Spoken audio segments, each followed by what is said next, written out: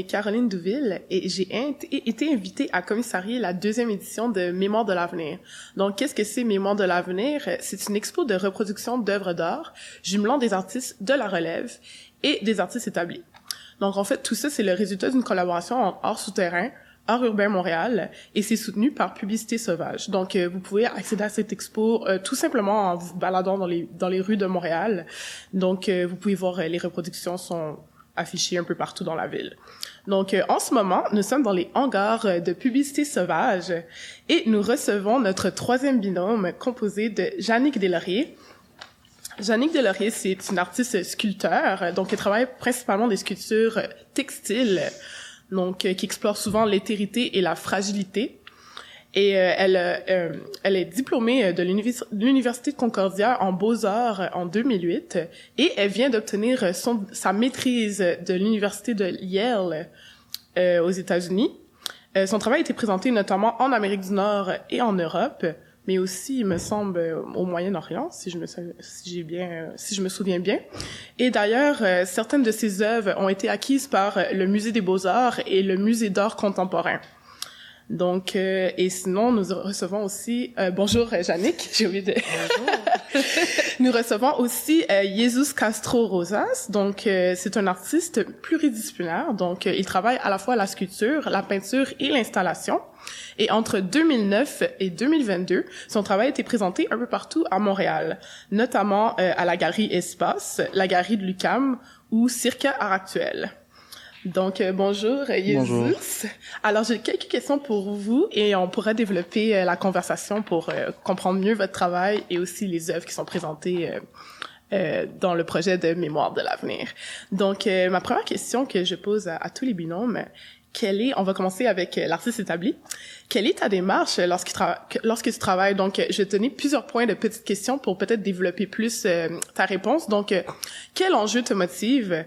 Quelles questions te poses-tu en général quand tu travailles? Et où cherches-tu tes inspirations? Et surtout, comment structures-tu ton travail? OK.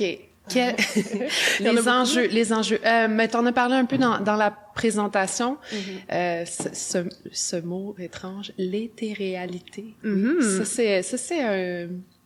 Ouais, c'est quelque chose qui m'inspire beaucoup. En fait, c'est souvent quand j'ai commencé au début à faire le travail textile, là, c'était vraiment tout autour de la question de l'aura, du fantôme, des apparitions, d'où la transparence, d'où l'utilisation de ces matériaux textiles en particulier.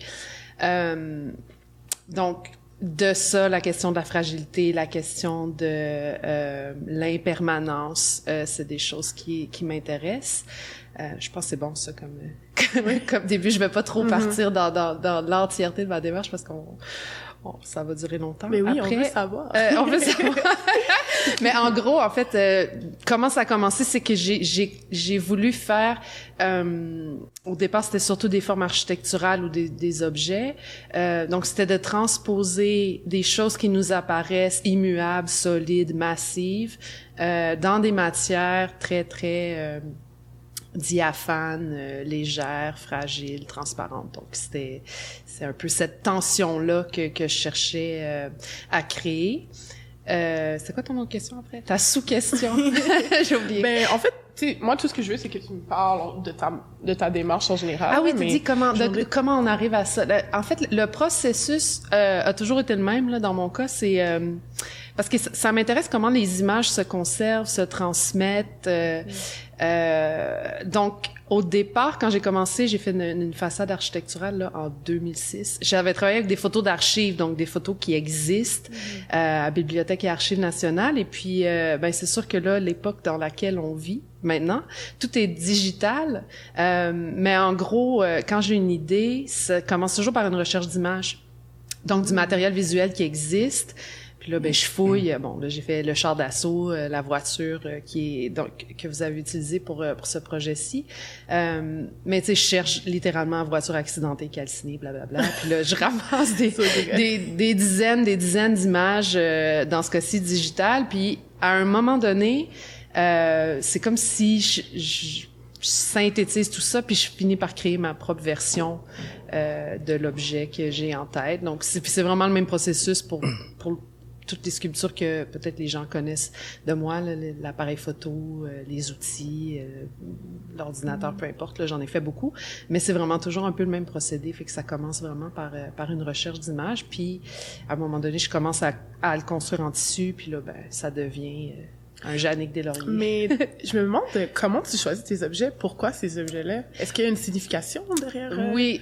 Ben, en fait, quand j'ai commencé au début, j'ai travaillé beaucoup justement sur des architectures. Donc là, j'avais refait la façade de l'Hôtel Queen qui avait été démolie à Montréal, puis une autre maison, la maison Van Horn.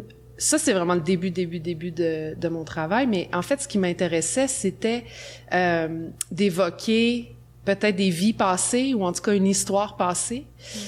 Et puis, j'ai fait ça plutôt qu'en représentant des corps. Je me suis dit, mais qu'est-ce qui est évocateur d'une présence humaine? Puis l'architecture, c'est une bonne manière d'évoquer une présence humaine, l'histoire et tout. Donc, c'est comme ça que ça a commencé. Puis après, ça a dévié un peu sur des objets, des fois des objets du quotidien, des outils, des outils de communication, parce que ces objets-là impliquent les mains, impliquent une action. Donc, c'est vraiment un peu ça, le point de départ du travail. J'aime beaucoup que tu dis outils parce qu'en fait, quand tu penses à l'histoire de l'art, puis ce qu'on considère comme les premières œuvres, c'est justement des outils. Fait oui. Que je trouve c'est assez mais révélateur. Le geste, tu sais, c'est comme des objets qui évoquent un geste, qui impliquent un geste, qui demandent un geste. Donc, puis quand j'installe les sculptures dans l'espace, en 2013, j'avais fait tout un chantier de construction. Ben, t'as l'impression du chantier de construction laissé en plan, un peu abandonné comme ça, mais tu peux presque, il y a quelqu'un qui tenait cette affaire-là, qui fait. Fait que ça a été ma manière un peu d'amener l'idée comme ça littéralement du fantôme, là, de l'apparition, mais par vraiment de la reproduction d'objets. Donc, en fait, tu parles de l'humain, mais par l'absence de l'humain. Exactement. C'est intéressant, par les traces. Ouais, les traces, c'est ça. Oui. Et qu'en est-il de toi, Yezu? Je te pose les mêmes questions. Veux-tu que je répète un peu les questions? Ouais. OK. Donc, la question principale, c'est quelle est ta démarche en général en tant qu'artiste? Et là, j'avais plein de petites sous-questions pour structurer tout ça. Donc, quel enjeu te motive? Quelles questions te poses-tu en général quand tu travailles? Et où cherches-tu tes inspirations et comment structures-tu ton travail? OK. Je pense que la démarche, c'est quelque chose qui change tout le temps, et pas quelque chose qui reste permanent. C'est vraiment quelque chose qui va évoluer. Il y a une évolution. Ma démarche, c'est plutôt... je travaille des fois avec des concepts qui me suivent. Depuis que j'ai commencé à faire la création, il y a des concepts qui me suivent, puis qui m'intéressent, comme le syncrétisme. Mais au niveau de la matière, j'aime bien mélanger les métals, l'argile. Je travaille beaucoup l'argile, les métals. Sinon, l'entropie, c'est un autre concept qui m'intéresse beaucoup. Puis, tu peux développer sur ces deux concepts, le syncrétisme, pour nos auditeurs, pour qu'ils... Le syncrétisme, c'est un concept qui quand je commençais à lire un peu sur ce concept, je l'ai trouvé dans la sociologie, l'anthropologie. Tu vois, c'est un mélange des croyances, surtout. Puis moi, je me posais la question plus comment est-ce que je peux amener ce concept mais à niveau de la matière. J'aimais bien le fait que mélanger l'argile puis le métal, puis en même temps, c'est là qu'il rentrait l'entropie d'une certaine façon, parce que c'est l'entropie, c'est comme l'absence de l'oxygène. Puis la rouille, tu vois, l'effet que ça donne aussi. C'était comme un mélange justement des concepts. Puis c'est ça, c'est des concepts qui me suivent d'une certaine façon. En fait, j'ai commencé à lire ou à découvrir ce concept après ma création, parce que c'est à partir de cette question que je me posais sur mon travail que je trouvais que ça ressemblait beaucoup à ça. Alors, mais donc, on pourrait presque dire que tu as une démarche. Donc, en fait, toi, tu veux plus explorer intuitivement la matière, puis ensuite Chercher à interpréter Oui, peut-être cette certainement. exploration. Ouais, je pense qu'un élément vraiment important dans mon travail, c'est l'intuition. C'est vraiment l'improvisation. Je fais presque jamais des croquis. En fait, je fais jamais des croquis. C'est vraiment, je travaille direct, j'attaque direct la matière. Puis, on dirait que pour moi, je vais trouver plus mon sujet quand je travaille. Puis, j'aime bien la connexion avec cette façon de travailler. Je me sens bien. Comme faire un croquis avant, pour moi, ça va me bloquer complètement. Alors, j'aime bien cette façon parce que, justement, toutes mes questions que je me pose, c'est pendant ce processus, dans la création. Pas avant, c'est plus comme dans le processus. Puis, c'est intéressant parce que c'est là que je trouve comme des questions importantes pour moi, comme pourquoi est-ce que je fais ça, tu vois, c'est quelque chose d'intuitif, mais pourquoi je fais ça, et c'est là que ça a pu développer plus comme aller chercher ailleurs. Ok, intéressant. Donc vraiment, toi, c'est axé vraiment sur la production directement, puis là, on va développer davantage sur les œuvres qu'on a sélectionnées. Donc, je viens avec ma prochaine question. Je vais retourner avec notre artiste établi. Donc, quelle est l'idée derrière ton œuvre? Et en fait, on va commencer avec une petite sous-question.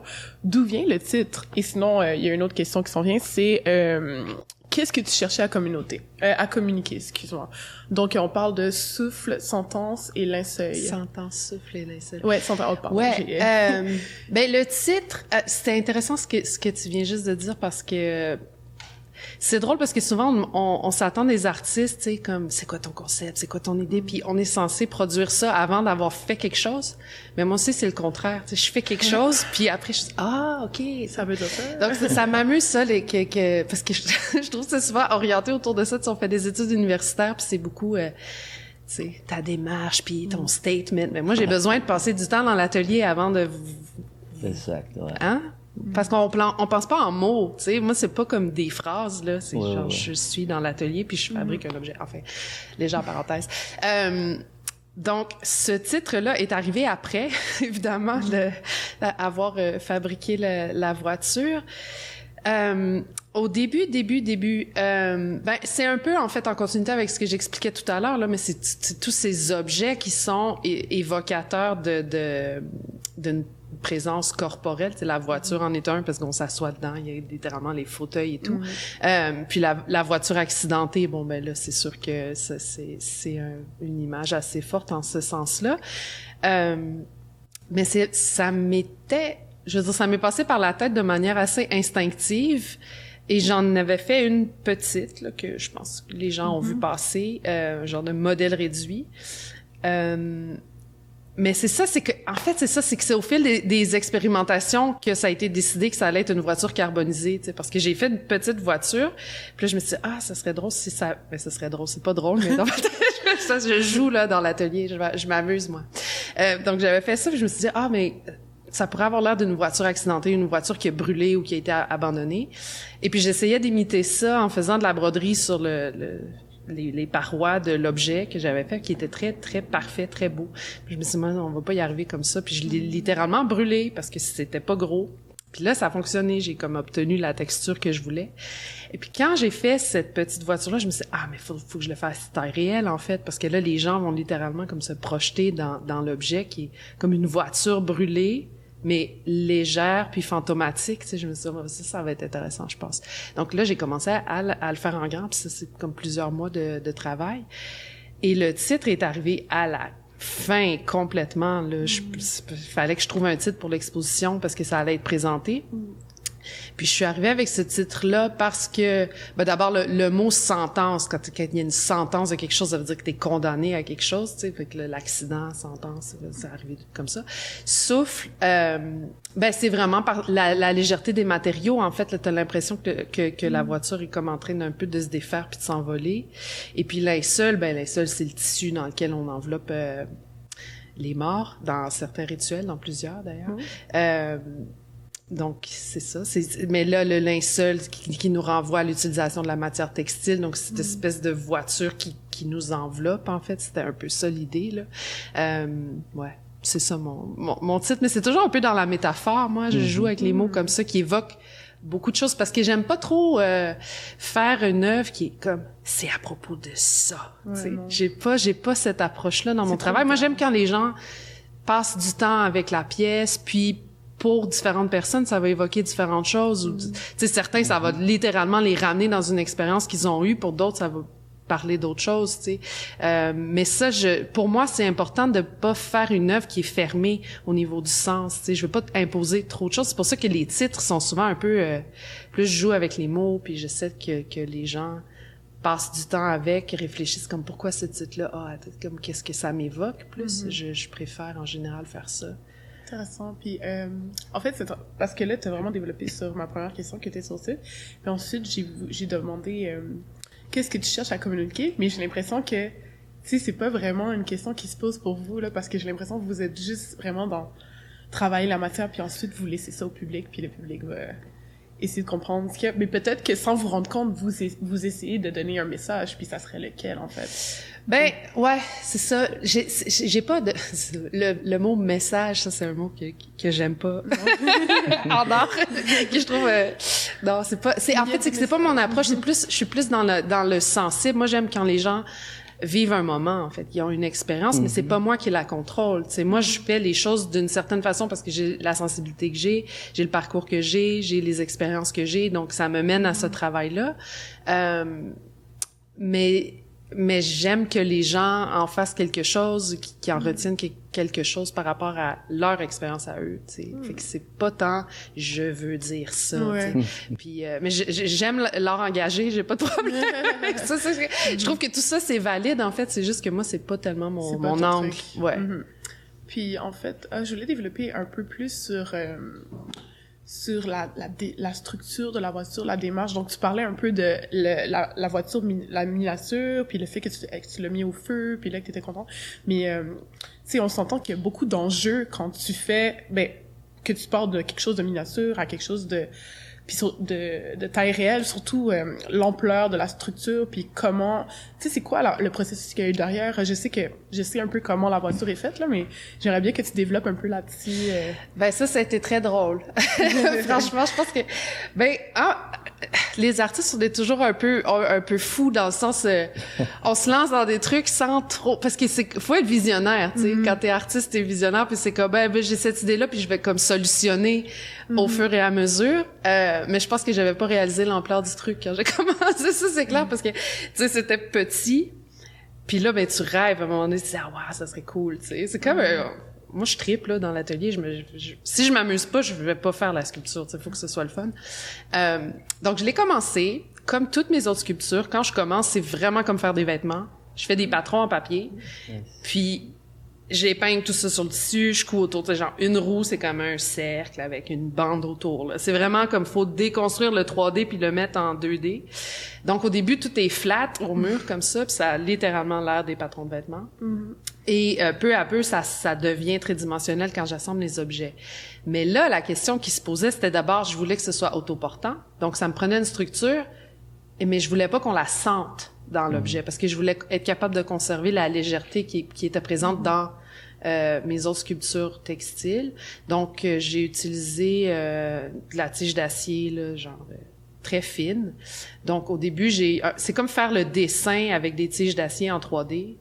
La structure, c'est vraiment comme les lignes de construction d'une voiture qui est habillée. Après, je l'ai habillée avec du bon vieux moustiquaire d'aluminium.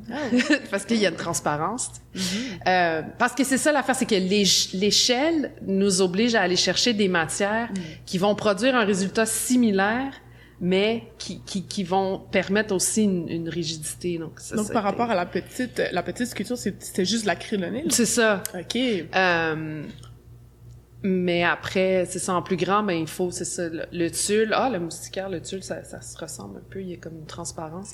Enfin, ça, c'est comme la recherche des matériaux. Et puis après, une fois que j'avais tous les objets de la voiture qui étaient pas encore assemblés, parce que là, je me suis dit, si je la brûle tout d'un coup, ça va pas marcher. Je vais perdre le contrôle, puis ça va brûler au complet. Je sais, je peux pas faire ça. Et donc, là, ce qui était vraiment drôle, c'est vraiment un complet hasard, mais j'ai travaillé dans la cour d'amis à moi. Puis c'était l'hiver, parce que la première fois que j'ai présenté cette pièce-là, c'était en mars. Et donc, j'avais amené tous les objets dans leur cour, je les ai installés à l'extérieur. Et par un heureux hasard, ce jour-là, il neigeait. Parce que je me suis dit, tu sais, j'avais utilisé une torche au gaz, là, les bonbonnes bleues ou jaunes. Mais il fallait que je trouve une solution pour pas que le tissu disparaisse complètement, parce que c'est très chaud, en fait. La petite, j'ai juste utilisé un briquet, c'était correct. Oui, c'est ça, j'allais demander. Mais en plus gros, les torches au gaz, ça produit quand même une chaleur, puis le tulle, c'est littéralement du plastique, donc ça fond. Puis la soie aussi, ça brûle très, très rapidement. Mais, étant donné qu'il neigeait ce jour-là, par le temps que j'ai fini de m'installer, la neige s'était déposée sur la surface textile. Et quand j'ai brûlé, ce qui s'est passé, c'est que la neige fondait d'abord, puis ça mouillait le tissu. Puis après, c'est que ça prenait pas en feu comme ce que je craignais. En fait, ça a créé la texture que vous pouvez voir sur la pièce, qui est complètement un hasard. Puis après ça, j'ai fait d'autres pièces en utilisant l'eau, la neige pour un peu atténuer la chaleur qui est produite en brûlant. Mais ça, c'est comme vraiment un hasard, là. J'ai pas décidé ça d'avance, mais c'est ça, c'est comme... Le travail en atelier, il arrive des trucs, puis... Mais vous voyez, c'est pour ça que je vous ai jumelé, en fait, parce qu'il y a vraiment une recherche qui est principalement de la matière. Donc, je te renvoie à la question, Jesus. Donc, ton œuvre Zénith Nadir, quel est le processus derrière ça? Mais d'ailleurs, on va parler du titre pour commencer. Tu peux nous... Je m'identifiais beaucoup avec ce qu'a dit Yannick en relation à le titre, parce que c'était plus comme... un prétexte aussi, tu vois, comme en fait au début quand je commençais à faire ce projet-là, c'était 2017, c'était dans fin de mon bac. L'idée initiale c'était de faire 43 têtes à cause des tu vois les étudiants qui sont tués au Mexique, qui ça se passe 2015, il y avait un événement assez intense au Mexique. Puis c'était ça l'idée initiale. C'est quoi cet événement-là? C'était des étudiants qui sont tués pour le gouvernement, puis l'armée aussi, les narcotrafics, les narcos au Mexique. Puis il y avait 43 étudiants qui sont disparus. Et jusqu'à date, depuis 2015, jusqu'à date, on savait même pas qu'est-ce qui s'est passé. Alors c'était assez intense et forte, puis je me dis comme ça serait un bon moment pour parler de ça, tu vois, surtout ici, pour que les gens connaissent aussi cette histoire-là. Puis c'était ça l'idée initiale. Alors ça a changé complètement parce que j'avais vraiment pas le temps de faire ça. Puis ça finit pour être 4 têtes. Puis après ça a changé complètement parce que je commençais vraiment à travailler comme plus de façon expérimentale, puis mélanger comme mon processus pour faire cette pièce-là, c'était, tu vois, dans l'atelier de métal, des fois les gens, les techniciens, ils coupaient des feuilles de métal, puis toutes les, comment dire, les scories, les résidus de métal, je les gardais avec moi. Puis pendant quelques mois, alors j'avais quand même beaucoup, puis je le mélangeais avec l'argile, puis pendant 2 mois, 3 mois, je mis de l'eau. Alors c'est comme ça que ça a devenu rouillé, ça sortait comme la rouille. Puis c'était le même processus pour les 4, mais je travaillais de façon différente comme la texture. Puis les titres, c'était après, parce que après c'était plus pour moi une idée plus de la intersection. Puis j'aimais bien comme ce concept de astronomique, que c'est le zénith, c'est le point le plus haut à partir de notre tête. Puis les nazirs, c'est totalement le contraire, l'opposé, mais toujours vertical. Alors la tête, c'était un point d'intersection. Puis c'était un prétexte, honnêtement, comme pour mettre ça, mais que j'aimais bien aussi, tu vois. Mais c'est ça, c'est ça, voilà. Donc ça, tu parlais encore, pour en revenir un peu à ton processus, là, tu nous as dit un peu vaguement, là, un peu d'eau, un peu d'argile, nanana, genre, est-ce que tu peux développer davantage là-dessus? Puis aussi, comment en es-tu venu à la forme? Comment, tu sais, il y a toute une... technique derrière ça, puis surtout cette exploration là. Ouais. Comme je disais tantôt, ma façon de travailler, c'est exploration, intuition, improvisation. Alors, j'avais juste en tête une idée que c'était les 43 étudiants. C'était ça l'idée initiale. Alors, j'avais l'idée de faire la tête de chaque étudiant.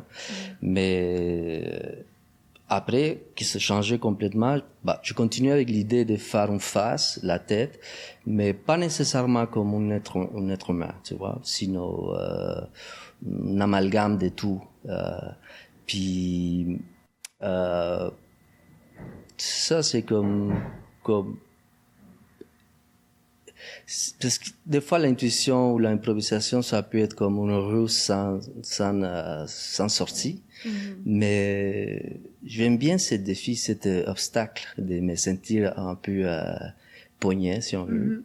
Puis là, tu t'es senti poigné quand t'as construit ta sculpture? Est-ce qu'il y a quelque chose qui marchait pas ou des trucs? Oui, parce que ça cassait.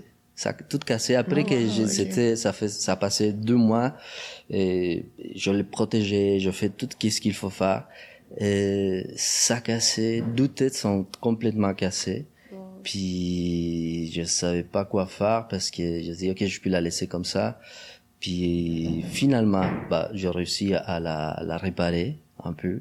Alors j'aimais beaucoup aussi toutes les surprises que ça devient après. Tu vois, après le four, ça a devenu vraiment comme je pas m'attendais à ça.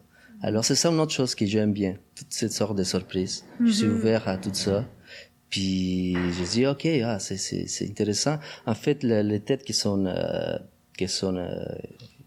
étaient cassées ou craquées dans le four avec le métal, on dirait que ça est devenu vraiment comme ensemble. Et j'aimais bien la cicatrice qui a resté. Alors... Est-ce qu'on peut récapituler un peu? Ok.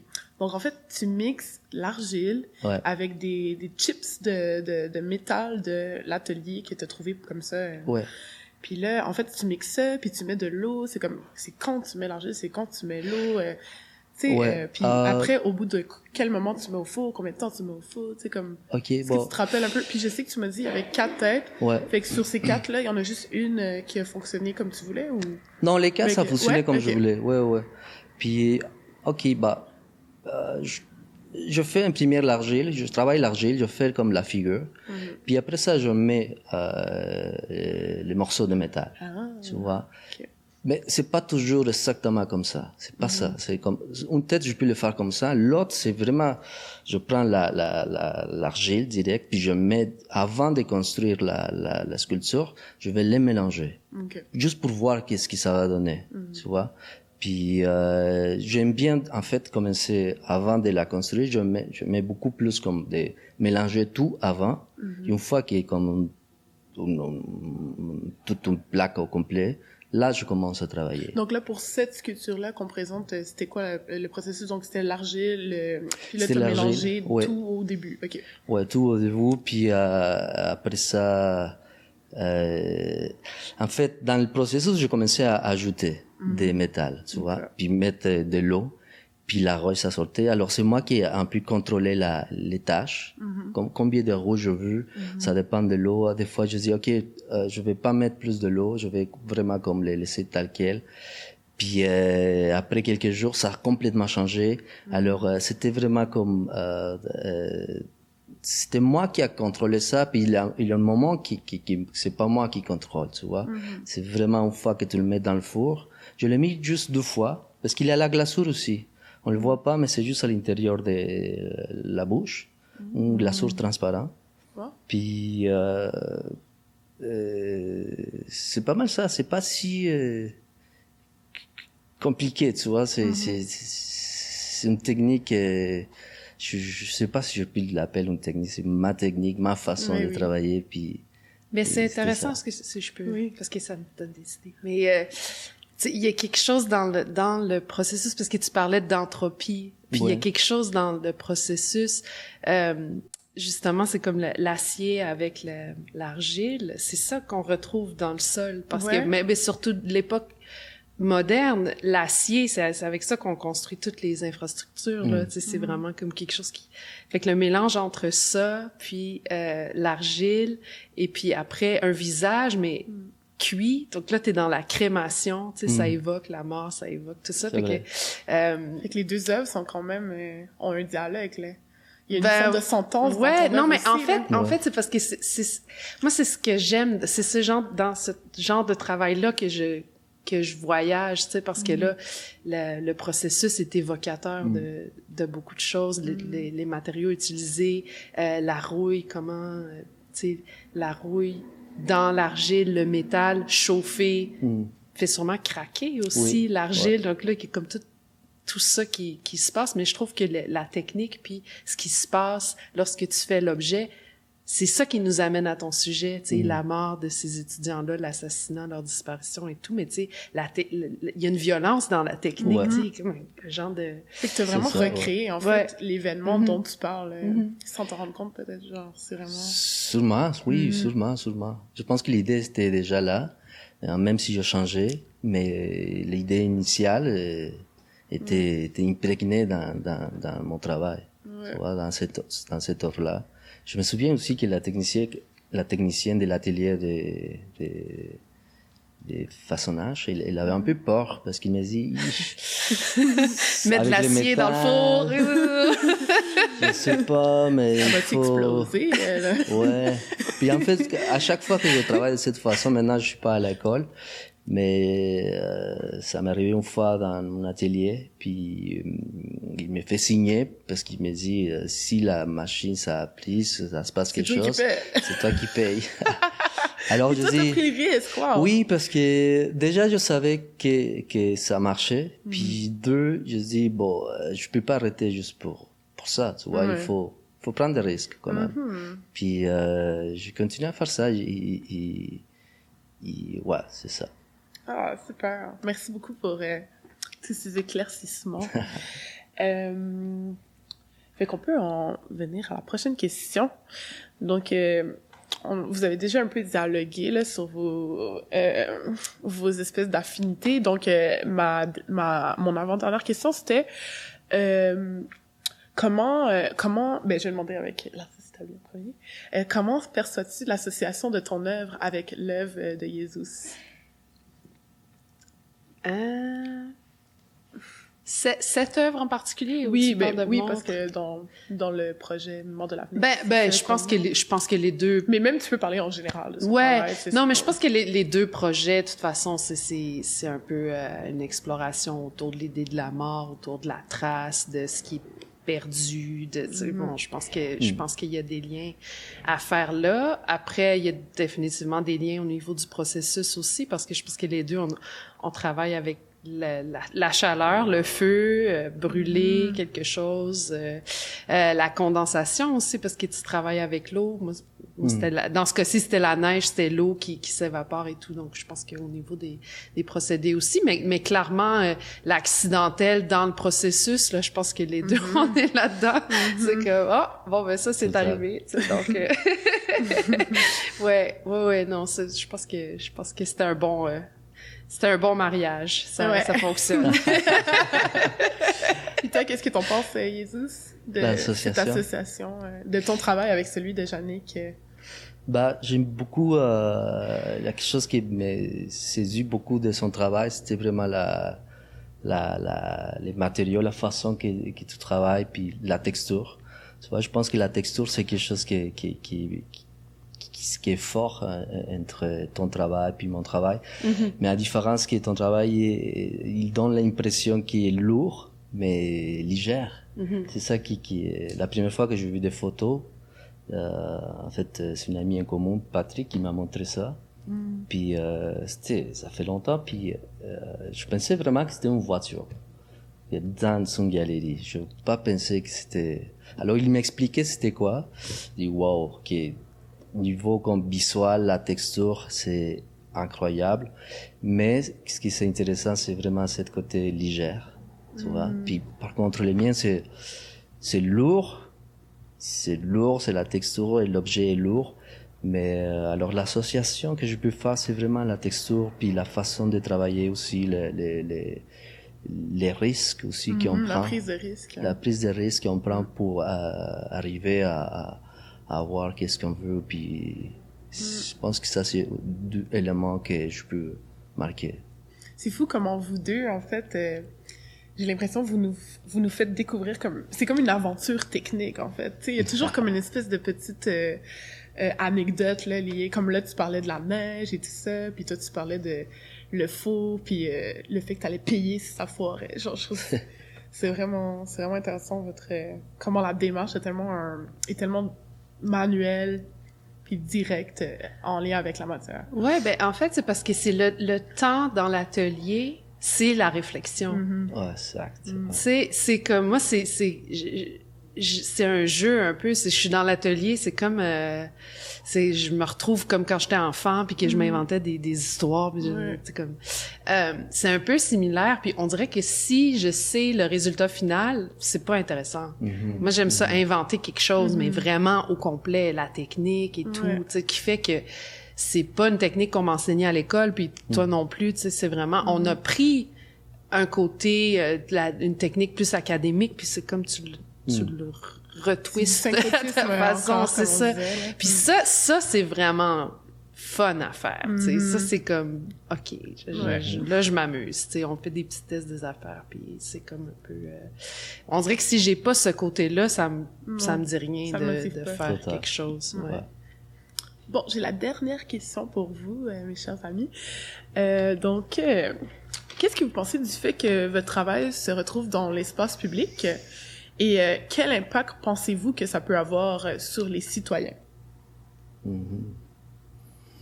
Pas de question. Ben, c'est sûr que... tu sais, quand je fais un travail, moi je travaille parce que ça m'habite. Je me lève le matin, j'ai une idée, il faut que je le fasse. C'est vraiment...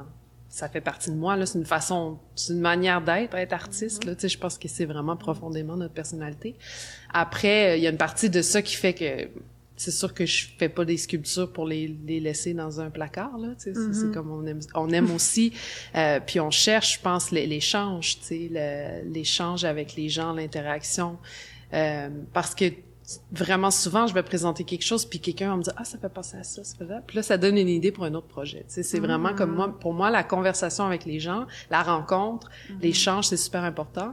Donc, ce projet-là, c'est sûr que c'est une occasion de faire ça d'une manière différente parce que, surtout pour la sculpture, c'est compliqué dans l'espace public. Puis là, c'est de la reproduction en images, donc c'est... Ouais, c'est ça, mais parce qu'on pourrait pas présenter nos œuvres, je pense, toi non plus, dehors comme ça, avec le vent, la pluie et tout, tu sais, ça serait compliqué. À moins que ce soit dans une boîte. Et je trouve que ben, c'est sûr que souvent, le milieu de l'art contemporain, c'est un milieu un peu élitiste. C'est un milieu un peu, pour la plupart des gens, qui peut sembler difficile d'accès. Donc, je trouve que de présenter de l'art contemporain comme ça sur des panneaux d'affichage partout dans la ville, dans tous les quartiers, parce qu'aussi, les galeries, les musées se retrouvent dans des quartiers précis à Montréal. C'est pas quelque chose qui est accessible à tous nécessairement. Donc, en ce sens-là, je trouve que c'est un projet intéressant parce que ça s'adresse à tout le monde. Puis ça, je pense que c'est chouette. Puis les gens qui ont une sensibilité pour, dans ce cas-ci, c'est des images, mais c'est des images qui fait attends, c'est quoi ça? Qu'est-ce que je suis en train de regarder? Ben, peut-être qu'ils vont aller chercher plus loin puis ils vont découvrir par ce moyen-là. Puis ça, je trouve que moi, ça me plaît de pouvoir faire ça parce que, bon, la culture, tu sais, on a peut-être la culture un peu plus populaire, qui est plus accessible, que les gens connaissent davantage, mais peut-être que il y a beaucoup de monde qui s'intéresserait à l'art contemporain, mais ils savent juste pas, en fait, que ça existe ou que... Puis là, tout à coup, il suffit de voir une sculpture, il suffit de voir une image, c'est comme... tu sais, je viens de découvrir un nouvel intérêt dans la vie, une nouvelle manière d'exprimer un peu ma sensibilité, puis ça, ben, je trouve que c'est beau. Puis toi, t'en penses quoi, Jesus? Bah déjà, l'espace public, c'est un espace de réflexion. Comme les espaces privés, c'est aussi des espaces de réflexion quand on parle de l'art.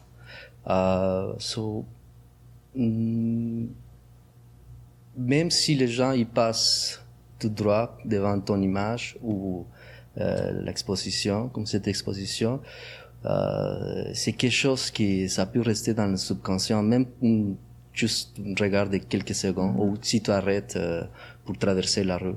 Tu vois, ça peut, parce qu'on travaille à partir, les êtres humains, on travaille à partir des images. Tu vois, ça c'est important de savoir, non? Comment est-ce que l'image peut rester dans ton inconscient, ton subconscient, sans avoir à réfléchir sur l'image que tu es en train de voir. Alors, j'aime bien cette idée de l'espace comme réflexion. Aussi, c'est un espace d'intersection entre le public puis les artistes. Un espace parce que des fois c'est nous qui va inviter le public à venir nous voir dans une galerie, dans un espace privé, un espace fermé. Mais là, dans ce cas-là, c'est nous qui on va aller voir le public, c'est nous qui on va, d'une certaine façon, s'imposer devant le public. Puis ça, je trouve que est vraiment, vraiment intéressant parce que justement, ce point d'intersection. Ben, j'aime bien que cette pièce-là ait été exposée de cette façon parce que, justement, les Zénith, les Nadir, c'est deux choses opposées. On va dire le public, les artistes. Puis la thèse, ça fait un point on va dire que c'est l'espace public, non? Là, je viens de réaliser ça. Je dis, OK, c'est magnifique parce que ça fait une métaphore. Là, ça fait sens pourquoi je mis ce titre. Peut-être. Voilà. Ouais. So, juste, pour finir, c'est vraiment comme j'aime bien aussi rencontrer de nouveaux artistes, tu vois, tous les artistes qui sont exposés, ça c'est une chose super importante pour moi. Hier je me promenais puis un peu pour voir les endroits où tu es exposé, puis je checkais un peu la biographie des autres artistes, je trouvais ça génial, c'est magnifique. Puis il faut comprendre que l'espace public, c'est un espace de réflexion, de communication, et qu'il faut les propager de plus en plus, tu vois, d'une façon stratégique, intelligente aussi. Puis, les gens, les publics sont des gens qui sont intéressés de plus en plus, honnêtement. En fait, j'ai arrêté là, hier, puis dans un coin Masson puis Iberville qui est proche chez moi, puis j'ai arrêté pendant 5 minutes, puis je regardais les gens, j'ai fait une petite vidéo, puis il y avait des gens qui arrêtaient, il y avait des gens qui pas arrêtaient. Ouais, je disais, ok, je veux voir qu'est-ce qui se passe vraiment, comment ils réagissent. Ouais. Parce que moi, quand je me promène, moi, c'est sûr que je vais regarder ça. C'est sûr, parce que j'aime beaucoup ça, mais je dis peut-être que, je sais pas, j'aimerais juste faire voir qu'est-ce qui se passe dans l'espace, non? Puis comment il réagissait? Hein? Comment il réagissait? Ben, il y avait plusieurs façons il y avait des gens qui passaient tout droit. Il y avait des gens qui arrêtaient vraiment, qui amenaient son cellulaire pour prendre la photo, les codes QR. Et il y avait des gens qui regardaient juste parce qu'ils attendaient. Il y avait de tout. C'est ça qui est intéressant parce que il n'y a pas de code, tu vois. Le public, c'est pour tout le monde. C'est fais qu'est-ce que tu veux. Il n'y a pas de lois à suivre, tu vois. Mais le plus important, c'est même si tu le vois pas beaucoup de temps, cette façon de regarder, ça va rester. Je le sais que ça va rester. Puis, j'aimais bien ça. C'est une expérience super intéressante. Merci beaucoup à vous deux de vous être prêtés au jeu de Mémoire de l'avenir, de participer. Et c'est ça. Donc, j'aimerais inviter tous les gens à écouter les autres épisodes. Donc, on a le premier binôme avec Karen Tam et Tongjo La France. Le deuxième binôme avec Nicolas Grenier et Andréane Mercier. Et c'est ça, je vous invite à aller voir sur le site web. Donc, tout va être dans la description. Et donc, vous pouvez aussi accéder au site web en regardant sur les palissades. Il y a toute l'information. Donc, merci beaucoup encore une fois. Et puis, c'est ça. Merci à toi, Gaëlle. Merci beaucoup.